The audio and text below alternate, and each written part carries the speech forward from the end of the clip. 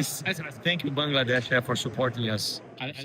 বিশ্বকাপে মাঠের ভেতরে লড়াই যতটা না আলোচনায়, তার চেয়েও বেশি আলোচনায় উঠে এসেছে মাঠের বাইরে থাকা এক আবেগঘন গল্প। বাংলাদেশের ফুটবল ভক্তি দল হিসেবে বিশ্বকাপে না থাকলেও দর্শক হিসেবে বাংলাদেশ এখন যেন আলাদা এক পরিচিতি তৈরি করেছে আন্তর্জাতিক অঙ্গনে। আর্জেন্টিনা ও ব্রাজিল এই দুই ফুটবল পরাশক্তির ম্যাচের পর বাংলাদেশের সমর্থকদের উল্লাস, পতাকা উড়ানো এবং উদযাপনের দৃশ্য নিয়মিতভাবে ছড়িয়ে পড়ছে বিশ্ব মিডিয়া ও সামাজিক যোগাযোগ মাধ্যমে।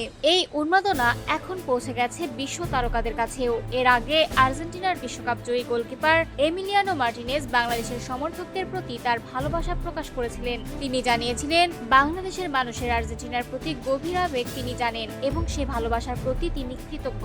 এবার সেই একই সুর শোনা গেল ব্রাজিলের গোলরক্ষক আলিসন বেকারের কণ্ঠেও। জাপানের বিপক্ষে ব্রাজিলের শেষ মুহূর্তে 2-1 গোলের রুদ্ধশ্বাস জয়ের পর সংবাদ মাধ্যমকে দেওয়া প্রতিক্রিয়ায় আলিসন বলেন, বাংলাদেশের সমর্থকদের জন্য তিনি কৃতজ্ঞ। তিনি জানান, বাংলাদেশের মানুষের ব্রাজিলের প্রতি ভালোবাসার বহু ভিডিও তিনি দেখেছেন এবং তা তাকে মুগ্ধ করেছে। আলিসন আরো বলেন, ব্রাজিলিয়ানরা বাংলাদেশকে ভালোবাসে, এত ভালোবাসা দেওয়ার জন্য ধন্যবাদ। ঈশ্বর আপনাদের মঙ্গল করুক। শুধু আলিসনই নন, ম্যাচ শেষে ব্রাজিলের মিডফিল্ডার কাসিমিরো বাংলাদেশের সমর্থকদের প্রতি কৃতজ্ঞতা প্রকাশ করেন। তিনি বলেন, এই ধরনের সমর্থন দলকে অনুপ্রাণিত করে।